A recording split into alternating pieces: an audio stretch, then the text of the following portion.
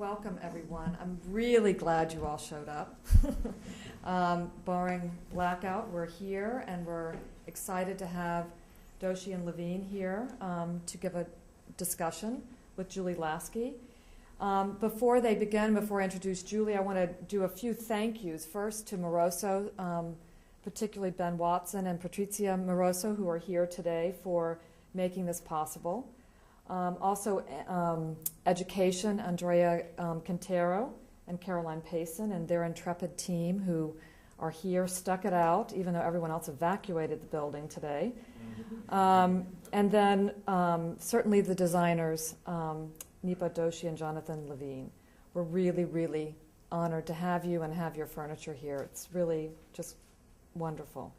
And this is actually an interesting exhibit because it's the first in a series of small exhibitions that will be done kind of as a collaboration between Gregory Crum, who's our retail director, and the curatorial staff, where we go to trade fairs, furniture fairs, and if there's a particular item that we see and really love, to bring that immediately.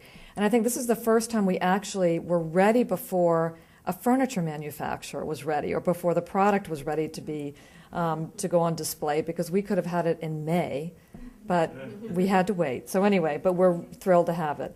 So the series is called Quick Take. So Doshi and Levien from Moroso is the first one. So we're very pleased. So I'm going to introduce Julie Lasky. Probably most of you know who she is. She's editor-in-chief of ID Magazine, which is an award-winning magazine of international design. Prior to that, she was editor-in-chief of Interiors Magazine, which she led to several national honors. A widely published writer and critic, she has contributed to the New York Times, Metropolis, Dwell, Architecture, Slate, Surface, The National Scholar, NPR, and she is the author of 2 books, Borrowed Design, Use and Abuse of Historical Form, and Some People Can't Surf, The Graphic Design of Art Chantry. In 1995 to 96, she was a National Arts Journalism Program Fellow at the Medill School of Journalism at Northwestern University. The fellowship culminated in Lasky spending a month in Sarajevo investigating the effect of the Bosnian War on the city's artistic culture. An essay based on that experience appeared in the spring 1997 issue of the American Scholar. And that same year, she won the Richard Margoli Award for Nonfiction Writing that demonstrates warmth, humor, and a concern for social issues. Since 2001, she has been an adjunct faculty member of the MFA Design Program at the School of Visual Arts, where she teaches a magazine workshop. Julie, thank you for being here.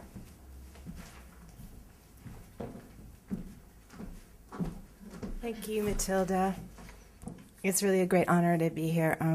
I don't say that lightly, because if you visit the Milan Furniture Fair, and if you visited this year, you know that lately what you do is you make a beeline for the Moroso booth. Moroso has been producing some of the most exciting furniture the last several years, and people on the order of Ron Arad have been producing for them Tord Bonscia, Patrizia Urquiola. It's been quite a cast of characters, and I think that what we do as design journalists is we go to Moroso and we say, okay, what have they done this year? How can they top themselves over last year? So this year, I and many other people found ourselves looking with great delight at a series of daybeds and cushions that were done by a relatively unknown duo. I say relatively advisedly, because we're talking about in relation to people like Alfredo Heberle. But that duo produced is of course Doshi-Levien, and they are they really stole our hearts. They stole the hearts of the world of journalists. We at IDEA are putting them in our September-October issue, and of course they also stole the hearts of the Cooper-Hewitt curators, and that's why they're being represented tonight, and why it's my pleasure to introduce them. Now, a few words about Nipa and Jonathan. They were born in India and Scotland, respectively, and met while studying furniture design at London's Royal College of Art. Nipa had formerly attended the National Institute of Design in Ahmedabad, India, while Jonathan studied cabinet making and design before they met up at the RCA. After graduating from the RCA, they went their separate ways professionally, Nipa to the offices of SCP and David Chipperfield, and Jonathan to Ross Lovegrove's studio. In 2000, several years later, they quit their jobs, got married, and formed their own business, which isn't as scary a move as you might imagine because our first client was Tom Dixon, who commissioned some work for them for Habitat. Lovely flatware and glassware. The rest, you might say, is history, although it's all very recent history. Other of their clients include the French housewares company Textiles, Britain's Wellcome Trust. They're currently doing a project for Herman Miller. And the awards are falling apace. Last year, Doshi-Levien was named Blueprint Magazine's Product Designers of the Year, and Wallpaper recently anointed them Best Breakthrough Designers. I am pleased to introduce Nipa Doshi and Jonathan Levien.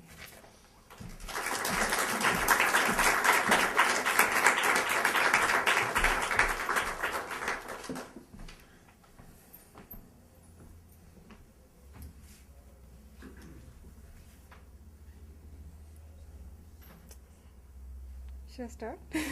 Go ahead. Floor's yours. Okay. First of all, we'd both like to thank Cooper-Hewitt for having us here, and it is our first show in the US as well, so it's very, very exciting for us.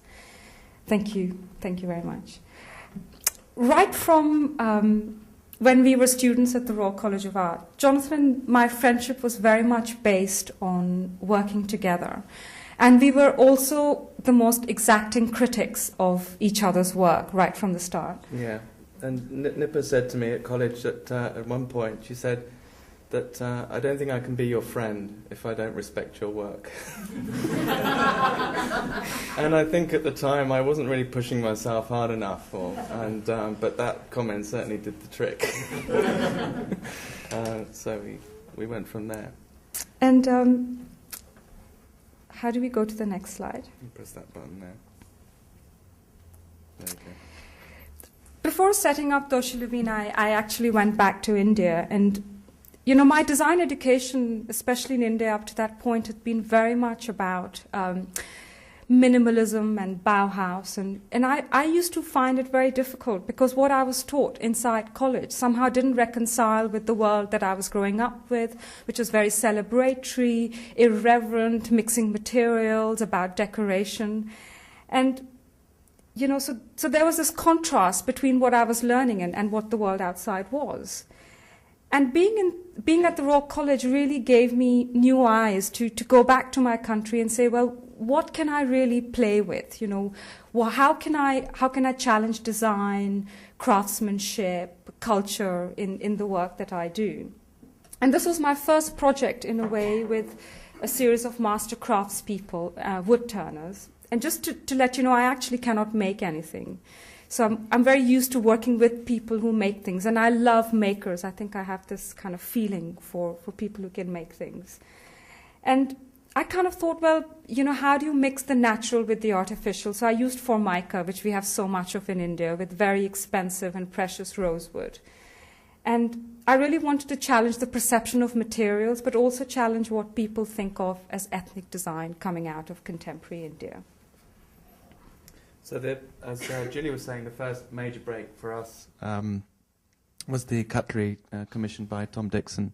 And, you know, through the course of this presentation, you'll see work, and you may be thinking, you know, is that more Jonathan, is that more Nipa in its approach?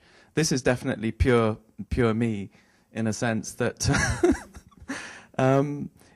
my work is very much about form, giving form to materials, and exploring the relationship between the human form and objects, and seeking to emphasize the sensuality of the things we use every day.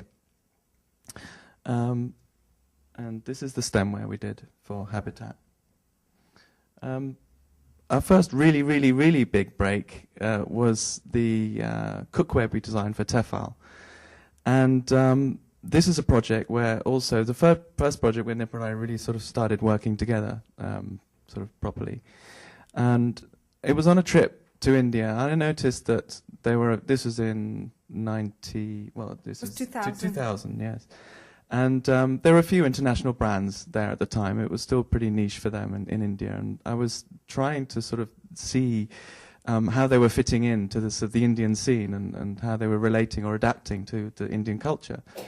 And I noticed that Tefal was selling their cookware there, but they were selling European cookware in a country that has a very strong food culture of its own. So when we came back, I wrote to them and said, well, why don't you do something specifically for India? That project turned into a cookware range, not only for India, but China, Morocco, Mexico, Spain. The idea being to translate authentic characteristics of cookware from those countries into items, products suitable for contemporary living in America and Europe.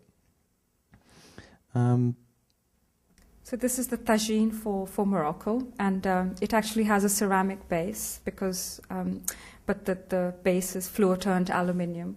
And I think what we really wanted to do with Tefal, because non-stick comes with such negative associations, it's almost anti-food, you know, it's anti-sensuality, and it's cheap and it's throwaway. We wanted to do the opposite, in our eyes, what Tefal stood for, which was disposable and cheap and sort of short-term, and to create something that you'd want to hang on to, you'd want to almost put on your wall, you know, with pride, you know, and use for a longer time.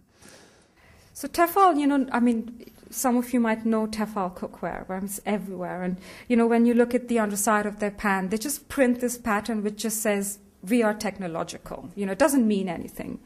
And we said to them, well, why don't you print the culture, you know, patterns from the culture of the cuisine, you know, so that in a way people can have some kind of an emotional connection with the product. And also that cultural capital can also be a resource for innovation. Technology is not the only way.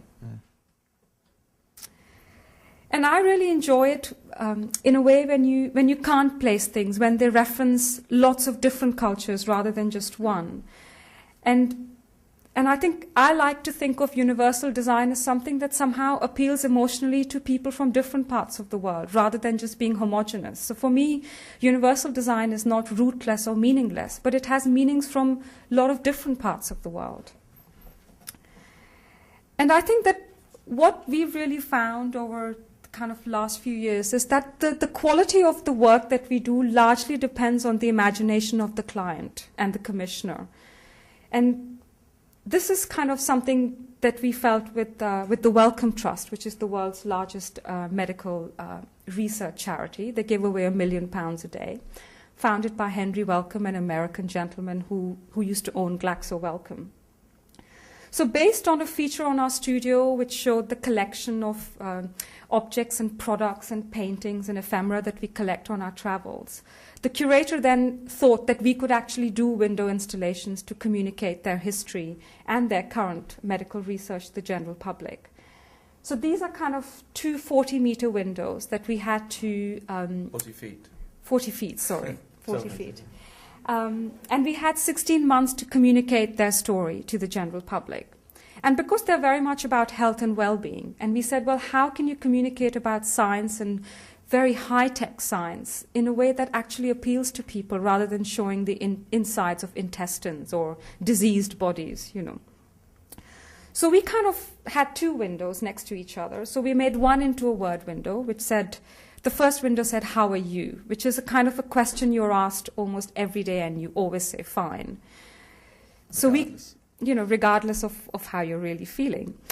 So we kind of had this message, you know, if you're just driving by the car, that's all you see. But then when you come closer, it says, tell me how is work? How balanced are you? How do you feel?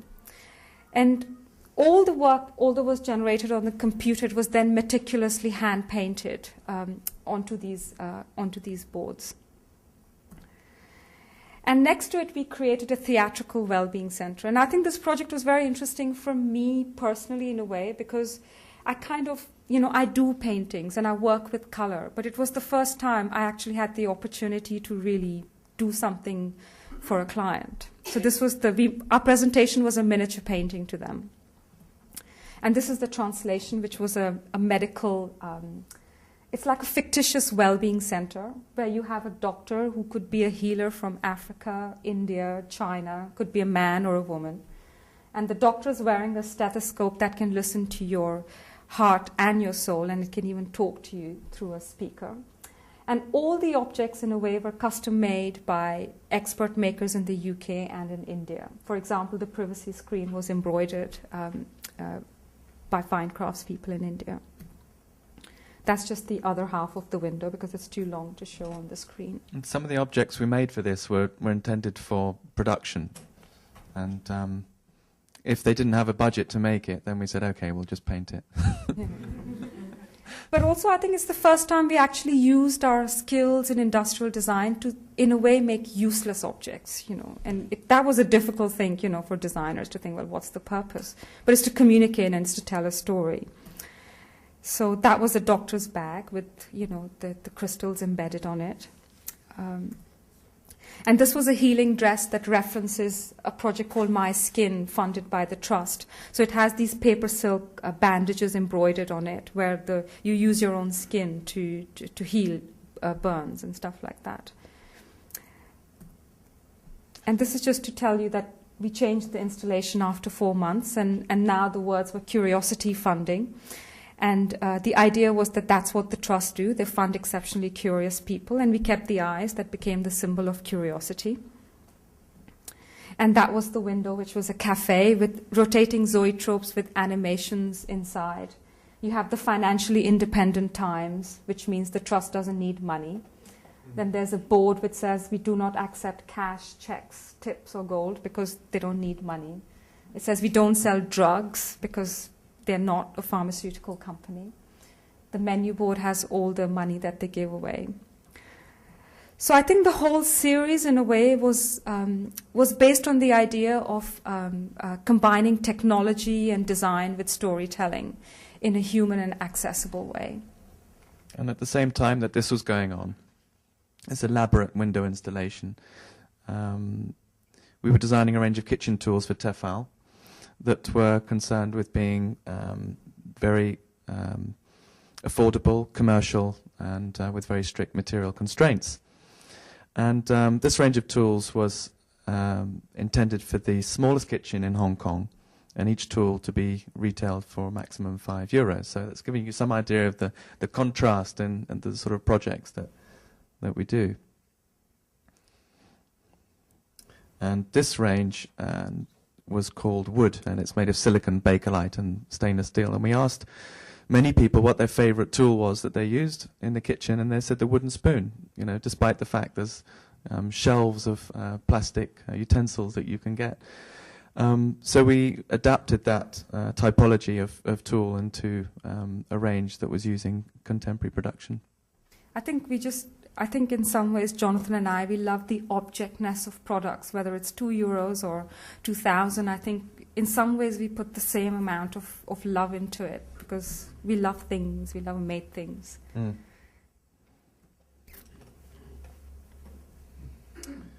So this brings us to a kind of the installation which ultimately led to the Moroso work as well. And we were commissioned by the British Council to represent Britain along with 6 other designers for a design biennale in Lisbon called Experimenta. And the theme, which was very interesting for a design biennale, was about the relevance of craftsmanship within the context of design. So the other people were not just industrial designers, they were people making very technological films, animations, textiles, and some people kind of doing one-off things. And I think that for Jonathan and me, our world was this kind of meeting place between India and Europe. And it's a kind of imaginary space, I think, which exists. And in some ways, I think we wanted to create a new country, which is a meeting place of these different cultures. And I think we wanted our installation to combine the best of both worlds. Do you want to talk about it? So we created this space where you'd want to spend time and be with people, and we created for this space a matelot, which is this terracotta vessel that you can see in the back that's inspired actually from the same sort of rustic form of object that you would see in India in the kitchens. And it cools the water by about 14 degrees below ambient temperatures without the need for electricity, just through the evaporative process. And also, imbibes a really earthy taste into the water. So I thought that this would be a good alternative to the electric water dispensers that you see in most offices. And how can we bring the sensuality back into that everyday need by using different materials, or rather sort of low-tech materials that are capable of very high-tech performance? I think also, in fact, what you forgot to say is that there's a filtration system, so they're very advanced ceramic filters on the top. So you fill the water on the top, and then the clean water filters into the bottom. Yeah. And then the table was almost taking the typology of a work desk, a sort of L shape, but then lowering it and turning it into marble. So then the work table can become a sensual place that you'd want to spend time at. And also I like to create objects that have a certain ambiguity to them. You know, there's a creativity that people bring to an object when they use it, in the way they use that object. So the forms really are allowing you some sort of flexibility in the way that you can use them. And also this was completely CNC machine, so marble is normally sculpted by hand, and whereas in this case we just provided the data to this workshop. So it was also the idea that if you know what you want, the machine can also be as precise as the hand, and it can translate it exactly how you want it. Yeah, and then there's mirrored fan, which has broad, generous blades that you can't really see it in this image, but it's right at the top there. It's because it's mirrored, it disappears, but then you still feel the effect of the cool air. So that was... It transforms itself according to the space it's in, and sometimes it completely disappears. So the collection of objects was really about how do you use design to enhance that relationship between ourselves and the things that we use, and how do you create sensual experiences? I kind of... you know, I've been drawn to textiles, although I'm not trained at all in textiles. You know, I studied industrial design, but it's something that somehow as a material I've always had a very strong feeling for, and it's something that right from being in school when I was doing my A-levels, like 12th standard, I don't know if you have the main exam, you know, instead of studying for my exams, I wanted to know what I was going to wear for my farewell party. So I would concentrate on like my outfit rather than the exam, you know.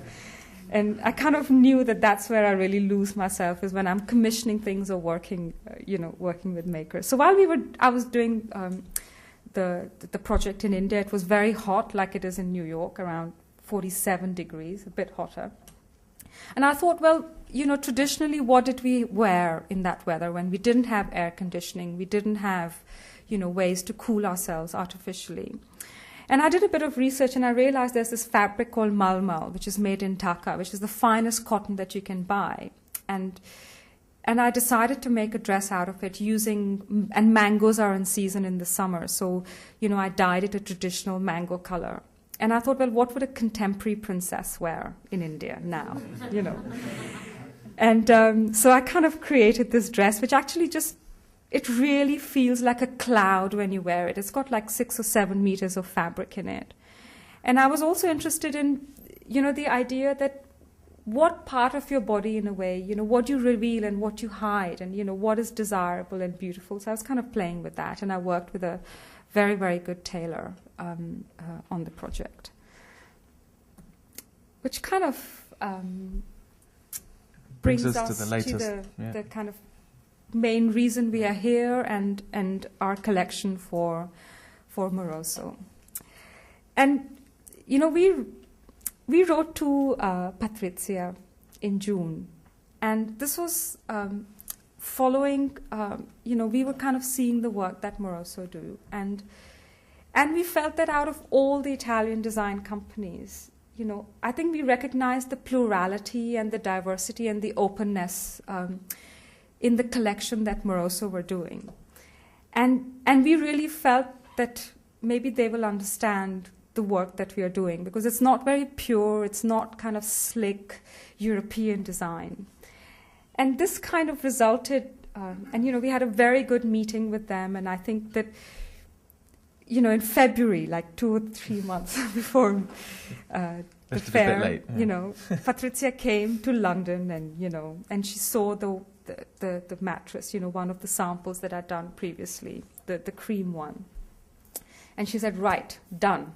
this is what we're going to do, And so we thought, right, we can't do one, let's do more, So we created 4 pieces in a space of 3 weeks of very intense work with a workshop that I've known almost since I was a teenager in Ahmedabad.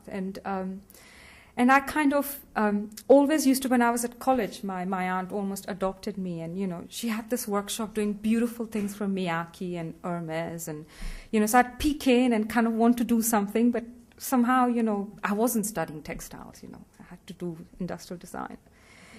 And I kind of started the work with the fabrics. And kind of still trying to find what's the best way to approach it. And then the opportunity came with this project to do a collection and also in a way to find who is the person who's going to sell this product. Because in a way, as a designer, you create work, but you need someone who can create a market for it, who can distribute it, who can tell the story, and everything else. So Jonathan and I, we created these pieces as day beds and combining fine craftsmanship in India with precise industrial manufacturing in Italy. Yeah. And the charpoy is ubiquitous piece of design that you see everywhere in India. On the roadsides, used by sort of market vendors, or and I guess it used to be used by ladies of leisure who would sort of lounge around and issue commands to their servants. Yes. So it has this wonderful in itself. It has a wonderful sort of diverse, applications within this country. So we thought it was a really good starting point for the project. And the game itself that you see embroidered onto the surface is called Joppa. And it's a game that actually led to the epic mythical war, the Mahabharata, and which is played out in this miniature painting by Indra Sharma. And just to give you some idea of the story, you have 2 families, the Pandavas on the right and the Kauravas on the left. And correct me if the pronunciation's not quite right. Yeah. And so the Kauravas on the left were they wanted to win the kingdom of the Pandavas, and knowing that the Pandavas, the leader, the head of the family, was a compulsive gambler and a hopeless gambler, challenged him to a game. To which he couldn't refuse. And so he lost the game, and he also lost his kingdom along with it. And eventually he lost his wife, Draupadi, down on the right here. So, as was the custom, apparently, the Kauravas were disrobing Draupadi and removing her sari. But Krishna, you can see, is up on the top right corner, comes to her aid and gives her eternal sari so that she doesn't lose her dignity. So just quite a nice story. And if we had more time, I'd tell you more stories, but on to the next. But along with the charpoys, when we were doing the mattress, and in the workshop, there are around 50 people. And it was established in 1986 as a way for, my aunt, she works a lot in a way of empowering women, but empowering them in the way that they can stay within the community and still, work with the skills that they've got. And so she set up this workshop as a way to provide employment to women so that they can be self-sufficient. And so there are 50 people, I think 25 men and 25 women in the workshop. The women do the handwork, and the men are on the sewing machine. And these women sit on the floor, and they use these wonderful tools to cut things, and they're very simple forged scissors and things like that. So I had this idea when we were working there, is that what if I take their tools and take the floor cushion that they sit on? Why don't I get them to embroider their own tools onto their cushion? Kind of an idea. So you can see the scissors and the frame, circle for the embroidery, and a pencil, and also the idea of this led to the other idea of having other themes, because for Jonathan we collect a lot of objects. They don't necessarily have to be branded or expensive or designer in a way. We just collect things that we love, very simple utility things. And we decided to create themes and create more cushions. So for example, there is the jars, which has a collection of jars from America. There you have the stand pack bottle, milk bottle. Then there's tote bunches, a jug for trans glass. There's a plastic lota and an Indian storage jar. Then there's a collection of stationery objects. We love Italian staplers, and we have maybe 10 in different colors. Shouldn't really be admitting that. Yes. Scissors. And then there's another cushion which has the story of making chai, the Indian drink. Spatulas. Then there's a computer fan. So the orange cushion, the round cushion is, they're just fan we bought actually on the Lower East Side, which is inside the computer. And just objects that we really, really love. So we created these cushions. And I think what I love is that these are very everyday objects, but they're so meticulously handcrafted onto these cushions. And of course, we got all the people that worked on the pieces, they embroidered their name on it. And we dated it as well. And it was this idea that how do you take something that is producible, is produced in numbers, but actually each one is unique, because each one is handmade and each one is dated. And at different points, different people work on it. So you have different names on it as well.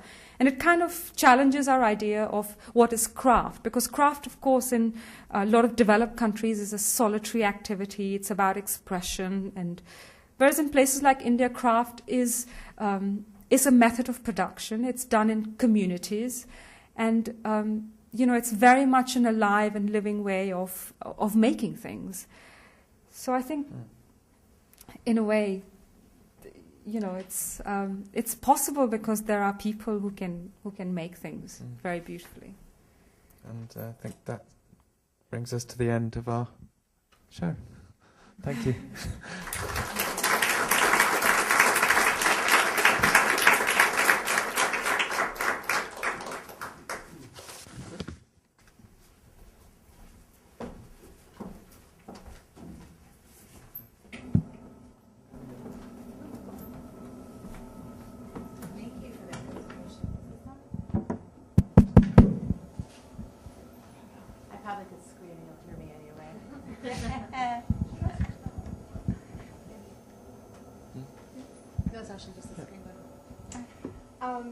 What I'm going to do is ask a few questions, and then and just a very few, I think, so that will give an opportunity for Nipa and Jonathan to take you on a personal tour of the pieces upstairs. And if those of you who haven't had a chance to look at them up close and personally, we'll have that, and the designers are here to answer all your questions. But I had a couple of questions. This presentation is called The Unity of Opposites, and I'd like to talk about what that means to you, not just as designers who are bringing together two cultures, but as designers who are from very different places who are involved in a marriage as well as a career together. What does that mean to you, Unity of Opposites, Jonathan? In terms of marriage? Both things, whatever you want. I think our financial advisor asked us once, what is your biggest strength, the two of you, and I said the fact that we're married, and he said, and what is your biggest weakness? And I said the fact that we're married. And I think in terms of the relationship aspect, I think it's when things are going really great and good for us, it's an amazing partnership. But of course, we're in the partnership together, and if when things don't go so well, then we're also in it together, and it can get a bit tough. I think for me, it's very much about the skills that we have as well. And I know that I couldn't do the work that we do if I wasn't working with Jonathan. And for me, it's also, I think there's a kind of a schizophrenia, if you can say, in our work, because it's kind of constantly two people coming together, having a view about how things should be, and yet it's in that conflict or in that discussion, and it's not like we agree on everything, or it's sometimes quite a battle to say, well, what is the idea? But for me, it's that conflict where the thing comes. Because in a way, you have to think of, well, what does he want to do, or what do I want to do? And I think for me, that's the kind of coming together of the opposites. And in the design process, ideas come from many different places. So sometimes it'll come from a material or from a form or, from an idea that I've had. And it'll originate with me, and then Nipa will very quickly have an input on that. So it becomes a joint project then. And then sometimes, because, as Nipa was saying, she paints, and that's part of her process. So she'll paint something that she knows that I could sculpt or that I could take forward in material terms. So it's quite a fluid process in that way. So when you referred earlier in an interview, Nipa, to having complementary skills, you're the person who would be more conceptual, more involved with color, and Jonathan's more the technician. Would that be an accurate description? I think... I'm not happy with that. Yes, I do all the work. He's just a technician. The maker. I send the invoices. I take people's coats when they arrive. He makes chai. I make tea. Yes. I think it would be easy to say, yes, one person does, the conceptual work. Or I think Jonathan is very good at identifying opportunities. So where is there scope for innovation, or in a way making the initial kind of I think the idea. business opportunity is different from being able to identify the idea.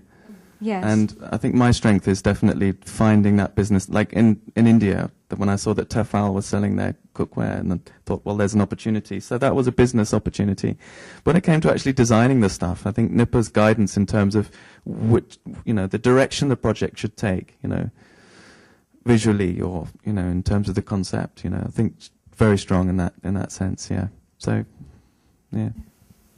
And of course the colors and the materiality, just somehow, I think. But people always say, what do you do? What do you do? It's difficult to answer because it is a very fluid process. But I would say there are strengths that each of us bring to it. Yeah. Right. Now you come from different places, and you've both wound up in London. But you, Nipa, have come from a longer distance. Yes. What has it been like for you living in England, and how are you looking at your own culture now, and how have you been since you've moved there? I think it was very, very interesting for me when I first moved to London to go to the Royal College, because suddenly I kind of arrived in a culture for me which had everything, everything was designed in a way. And I kind of thought, well, what do I have to give to a place where everything seems so resolved and so sophisticated at one level? And in fact, it was my tutor at college who kind of actually encouraged me to say, well, look at where you come from and bring some of that into your work, because that's all you can do in a way, is you kind of have to work with what you've got.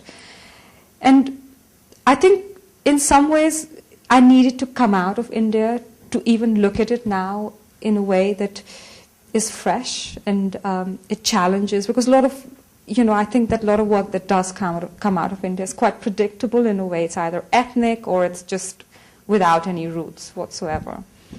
And I think now we travel there a lot, and we're working with Indian companies as well, and now I really feel that I have something to offer in a way back to my country, but being in London in a way. I don't have to be there, because if you're there, then, in India we have a saying like a chicken at home is like lentils, So it's that kind of a... Sounds really good in Hindi. Yes. Yes, but it doesn't. It's so common. It's something that's overlooked, and it does. You have to move away in order for it to seem exotic. Yes. But I think I couldn't move away. I couldn't move back permanently. I think I've come too far to just be in one place. Well, you remind me that there's been much talk now of India's ascent as an economic power, but at the same time there's a fear that India's distinctive cultures, and I say that plurally because there are so many cultures, will be trampled by globalization. How would you advise Indian designers to walk that line between regional character, both of you, and international style? I think that, if you look at design from any country that's been strong in design, whether you look at Italy or, Japan.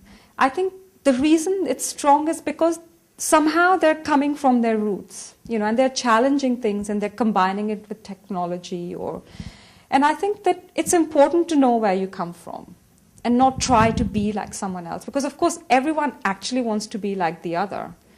But it's more interesting when you come from your own roots. So I would say that for sure, And I think that, I don't know, because India is such a kind of old country and we've always been invaded by, since millennia. I don't think the culture is too strong to be destroyed so easily. I think it's very resilient. And of course there are a lot of things that are happening now, especially the culture of malls. People love malls in India now, And, I get a feeling that when I go to India, I see this. The only way I can describe it is almost like a shattered mirror or shattered reflection of the West in many ways, in the architecture and in design, and it's almost sort of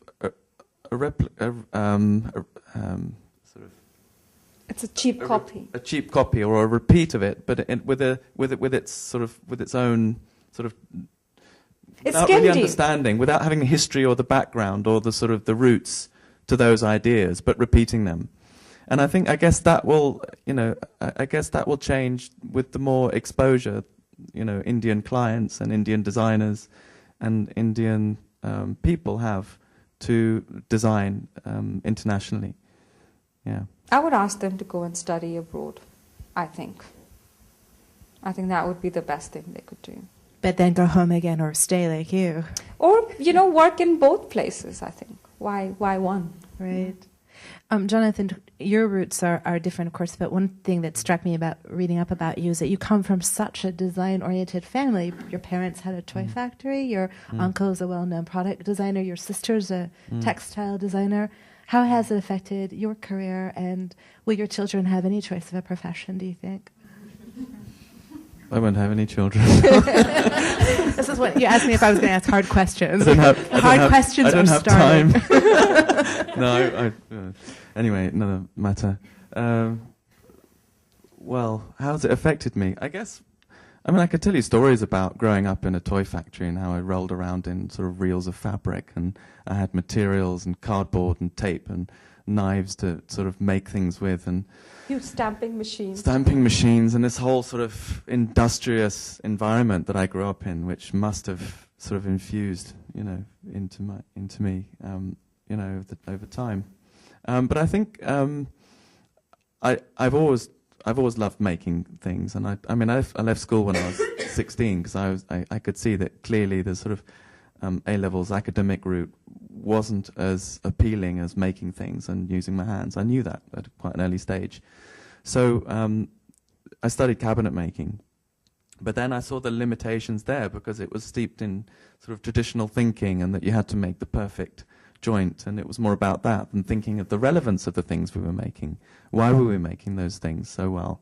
So it was really Robin, my uncle, who said, you could go into design, and study design, and also take your making skills in a direction which is less about making the final piece, but more as part of a process which results in an industrially produced artifact. And that to me sounded really appealing, especially as it's a lot more lucrative to use making in that way. So for me, making an integral part of the design process, and that would come from my upbringing and influences from my family. Yeah. Another thing that I read on Google, thank God for Google, was you said that you spent practically your last year at the Royal College doing life drawing, which I found fascinating. Why did you choose to do that, and how has that helped you? At the first year at the Royal College, and I'm sure everyone goes through this, when they're doing an MA, that you're suddenly exposed to so many interesting people from around the world coming into this one institution, and there's sort of so many interesting lectures and shows and things. So I spent my first year sort of absorbing all of that information, but it didn't really get me anywhere in terms of my own work. So it was only really when I sort of started life drawing that I realized what I was passionate about and what I really felt for, and that was, form and understanding form And the human body. And so I became addicted to doing that, and sort of I just completely focused on that in my second year. It really informed my work. Yeah, I mean, in terms of honing my observation skills and understanding, and also seeing things from sort of different frames of reference. Life drawing gave me that. Another influence, I was struck by the motifs on your cushions, and especially what you pointed out too, that Tord Bunche's transglass container is there. He was and remains a professor at the Royal College. He's also been very much involved with the revival, the renaissance of ornament and design, and the sort of delightful qualities that we're seeing in your own work. Has he been a direct influence on you? No. No. But I think that for me it's really interesting. When I first saw Tord's work, I thought he was a woman, And it was only after a year I realized that Tord is a man, But I think that what I love about his work is the kind of visceral quality. And, you immediately kind of feel for it. And it has that universal appeal. I don't know anyone who looks at his work and doesn't love it for what it is.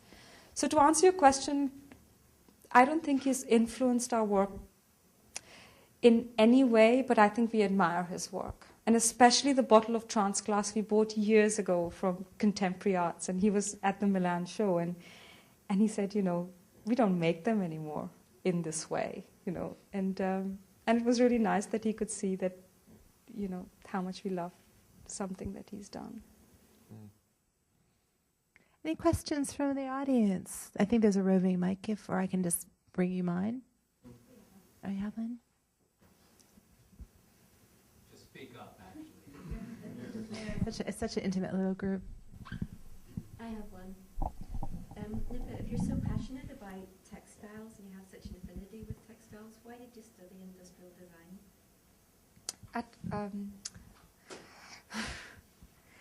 I think that when I was at college, I thought that textiles was something that girls do, and I didn't want to kind of be in that, in that. And I studied chemistry and physics in school, so I was technical, and I think that in some ways I don't think I want to do textile design as such, but I think I like how you can tell stories through textiles, and I have a feeling for it for sure. But I think in some ways I would have really liked to have studied graphics in a way, and I think textiles in a way really comes, I like the kind of graphic possibility of it as well. And I think it's quite good not to study things sometimes, because you can come to it in a way that's, you don't have peer pressure, you don't have expectations of what the work should be, you just do what you want to do. You said to me once that when they were selecting people at NID, Yes. at your course in India, for various courses, they didn't allow you to go into graphic design because your drawing wasn't good enough. Yes, that's true as well.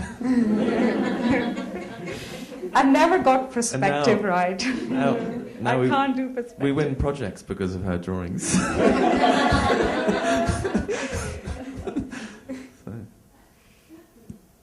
have a question. I'm curious about the process of working with the women and men in the workshop. I mean, in terms of the embroidery and the making of the coverlets. How detailed a design do you give to them, and how much is left to their own sort of kind of skills and imagination to a certain extent? I think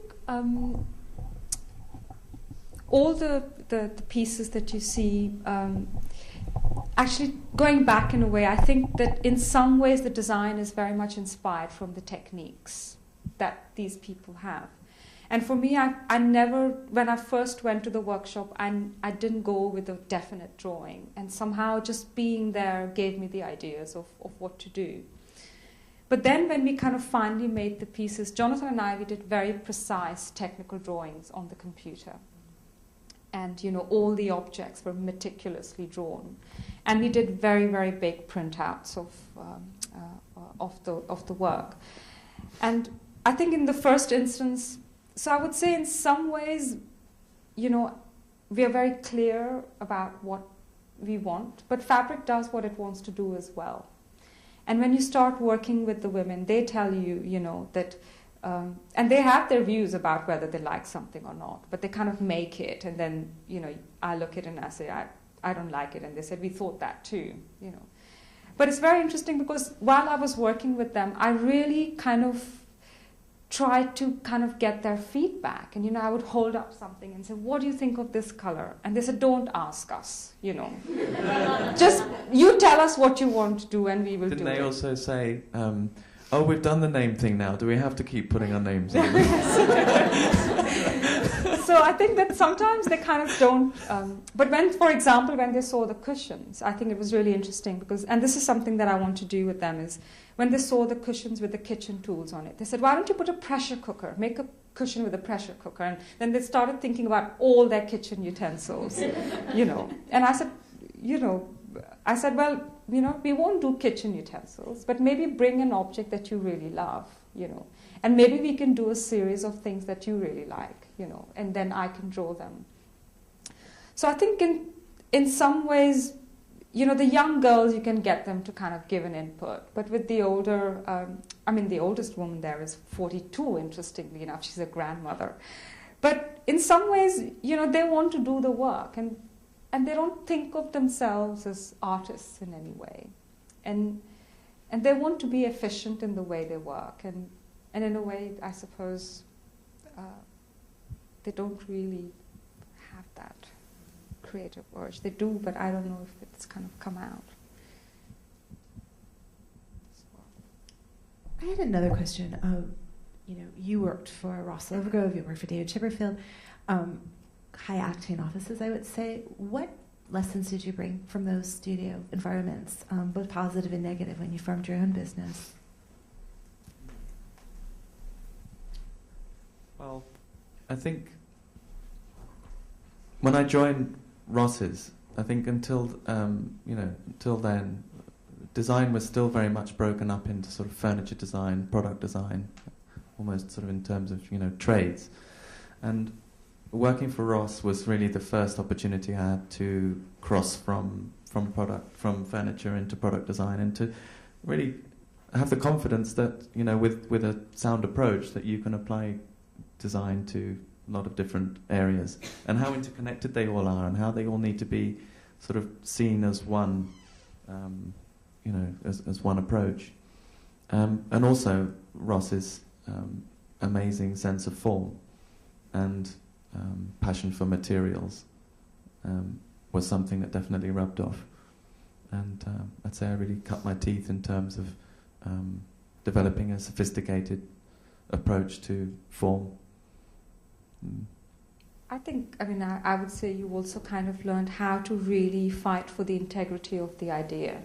Yeah, that's interesting. That being the first job that I got out of Royal College, I was quite lucky to go there, and I think I took for granted sort of how,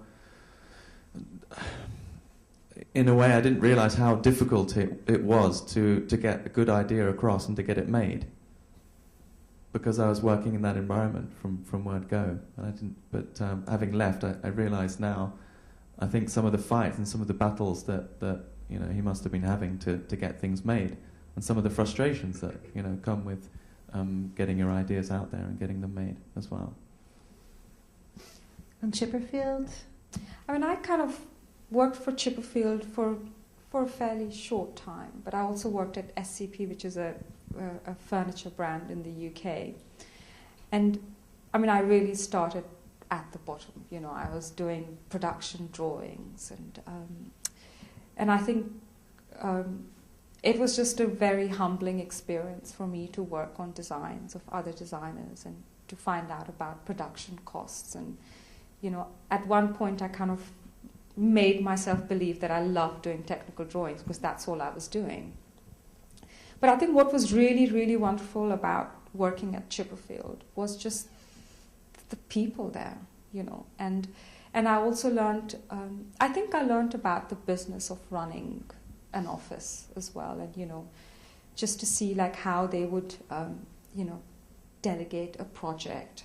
And I really enjoyed working on architectural projects as well. And the scale of it, I think, was wonderful. I think I spoke to him once when I was there. So it was kind of through, you know. So it really was the food chain, bottom of the food chain there. Yes. Any other questions from the audience? Got off lightly. Oh, well, just Come one more on, before there we has go. to be more questions. I had bunches, but I did want to ask you about your current projects. I know you're working on a project involving the office landscape for Herman Miller. Can Yes. you talk about that? Not really. But Talk around I wish it. we could. I think it's, can you say it broadly? I think there's another project we're doing, which is a range of umbrellas. I was going to get to the umbrellas after the Herman Miller question. The Can you umbrellas tell are us really about your ideas about? Well, tell us about what you think about the office right now. I mean, there are a lot Yes. of problems that need to be solved with the contemporary office. Are you working, for instance, on Okay. those issues? yes. I think that's, you know, I think that, I mean, how many people really enjoy going to the office and enjoy being in their space in the office? And that's a big question that we asked ourselves when we started working for them. And how can we, you know, make the office a more pleasurable experience, sensual environment to be in. And, you know, really think about people's needs in terms of, you know, I think in every really good design project there's always sort of the need to reconcile the opposites. And in terms of the office, I would say one of the biggest is this a need for public and private space in the office, and how do you reconcile those needs within the office? But actually, we're actually also designing a range of office furniture for India's largest furniture manufacturer, and there the kind of project is almost the opposite, and we're working in very small offices, and it's also India is a place where people are used to customization. So industrial production hasn't really reached those offices Yes. yet, and our intention is to do a product that can be made accessible to the smaller offices. And you know what's happening at the moment is that the carpenters are doing all of this kind of work, but it's sort of limiting the technology and materials that are available to those spaces. So we're trying to find a way in which industrial production can tie in with the crafts people or the carpenters, if you like, who fit out these tiny offices throughout India, to create something which is, you know, contemporary design. When will we be able to see some examples of that work? 2008. Yes. The Indian furniture, 2008. The Herman Miller range, I have no idea. When we are 50, probably. You know. Don't ask. It's in gestation. Yes. Okay, Jennifer, you can talk about umbrellas now. Okay. Do you have any images of the umbrella? No.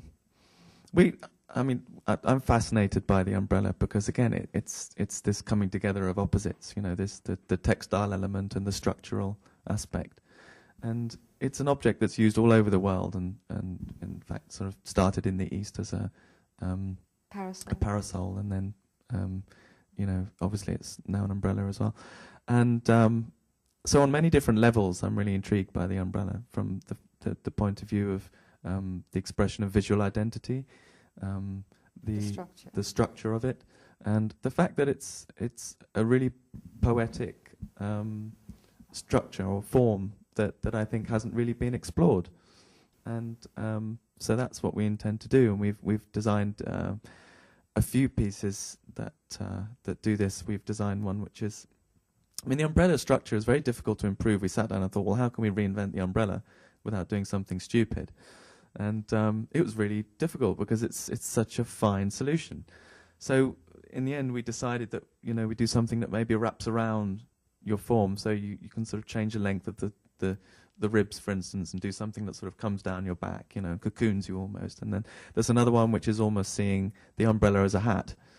So it's called ascot. So we're a bit late for that one, but by using sort of clever pattern cutting, we can change the shape of the umbrella to become more of a hat shape. Then we've done one which is, it's almost like a burqa or the veil. So you kind of have the umbrella with a net, so you can kind of... You go right inside it. Out, but no one can see you. And then we've got a parachute. And I think we really kind of played with the identity of it. And then we've got one which is called Tai Tai, which is based on the Hong Kong ladies of leisure. You know, people really carry parasols in Hong Kong. Anyway, this is all for an installation which has been commissioned by the British Council in Delhi. So it's going to be opening up in Delhi end of this year. And do you see a But life? we'll produce, yes, yeah, because we're working with this company called T Fox and Company. They're based in London Wall, and they invented the steel-ribbed umbrella in 1852, and they were using whalebone before then. So we thought they'd be the best people to go to have another look at the umbrella. Fantastic. Yeah. Last chance for questions. Going? Yeah. Christian. So when talking to quite a lot of designers or people in the creative industries, I discovered that a lot of people would have secret dream projects that they would actually hide in their deepest sort of subconscious somehow. Yes. Do you think each of you or collectively you would have something like a secret dream project, and what would that be? You have to answer that first. I want to build a house. You want to be an architect? I don't want to be an architect. I want to build a house. How are you going to do Without having to be an architect, if possible. Without everything else. Yeah, and to elaborate on that, I'd like to build a house in India and use materials in a way that I can create insulation and ventilation using natural materials, but in a very contemporary way. And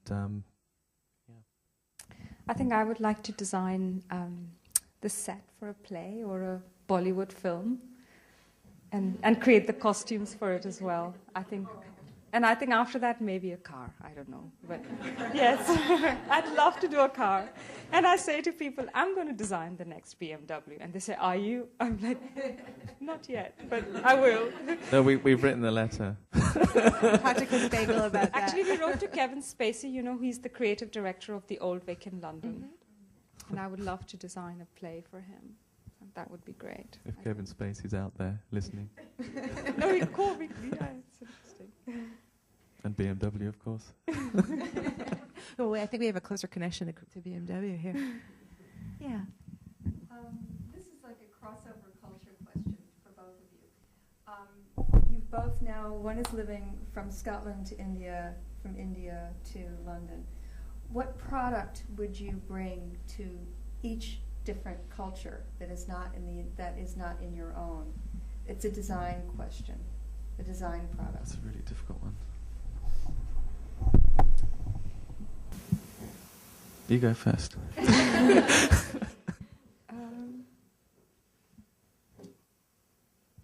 I think that in Gujarat, where I'm from, almost every house has this very beautiful wooden swing, which is a platform, which people have in their balconies. And I think, for me, that's my favorite piece of furniture and object that I think I would bring to England. Is there a way in which, obviously there's a lot of malls and shopping centres springing up everywhere in the sort of urban centres in India. And I often think that I don't want to project my own sort of ideas of what is an ideal shopping environment, because in India they really embrace the mall and the air conditioning, and they create wonderful places for them to spend time with their families and so forth. But would it be possible to take an environment to India that combined the Western idea of the shopping mall, but without losing some of the experience that goes with shopping in India, in the markets, or without losing that social interaction that goes with it, the thing that we travel to India to experience? Is that something that they would consider, important? I don't know. These are sort of questions that I'm asking. But So you would take a mole to India? We have too many. not a mall. It wouldn't be a mall. It wouldn't be like a mall. You're halfway between the mall and the marketplace if it were truly going to be in your style. Yes. Yeah. And that would be an interesting problem. How do you bring the colors and textures, the smells, the sensory, variety and idiosyncrasy of the market into the mall environment? Mm-hmm. Yeah. I mean, you talk about a culture without air conditioning, and whole lives are built around environments, and then you bring our air conditioning into a culture, and it's very hard to go back. Yes. Wouldn't you say? So I think that may be what's the issue with the mall right now in the global culture. Yes. How do you go back to the things that look so charming until it's in the middle of summer or monsoon season, and you have to participate in this economy? But without being nostalgic. Is there something really wrong with nostalgia? I'm so glad you asked. Got a problem with that? Because I think that Wait, what is nostalgia? Yeah, a sentimental longing for the past. I guess if it's combined with an attitude that's concerned with development and growing and moving and progressing, then yes, I would say that some nostalgia is important, because I guess our memories, contribute a lot to our sense of what is a pleasant experience, and we can't ignore those. But if we make plans for the future based purely on that, then I would say that's not a good idea, because then you get traditionalism, and you get the progress that you need. I think kind of coming back to this question of malls, I think that although kind of at one level, I think they're terrible. But at the same time, if people are still socializing in the same way, like families with grandmother and grandfather and children, and everyone goes there together. There are hardly any chain shops in the malls. So I think that although we have a lot of malls in India, in some way, like my mother, she loves malls, But it's because, she still has the same shops that she used to go and shop in. So she says now that same shop has come to the mall. So in some ways, I think that it's again this idea that, or like high rises, in the UK are considered to be like public housing, social housing, not very good. But in places like India, you have luxury apartments that are high rises, but still it's a very social place, and people meet in the garden and children play there. So I think it's interesting how you can take a certain concept, but a culture also adapts it. Because in a way, I think it's arrogant to think that you can go to a culture and change it. The culture has to be ready to take it. So in some ways, although I don't love malls, I think, well, if people want them, there must be a reason, and they enjoy them. Yeah. On that note, I'm going to end this conversation here. Before we have an argument. No. Actually, I'm like, I could stay here all evening, but I think that this would be a great time for us to go upstairs and, have a more intimate conversation, even more intimate. So thank you very much, Jonathan and Nipa. And thank you.